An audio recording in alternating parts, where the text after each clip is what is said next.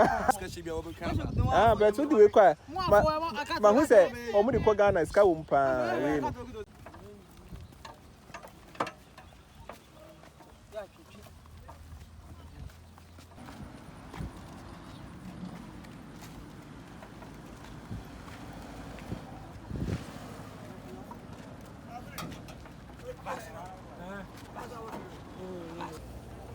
Omra.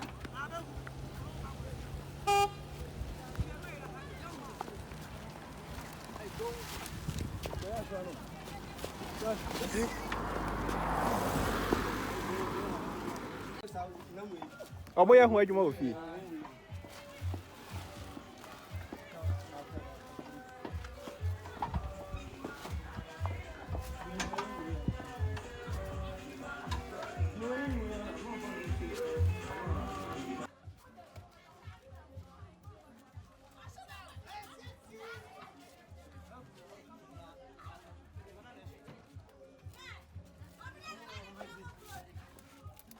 Eko.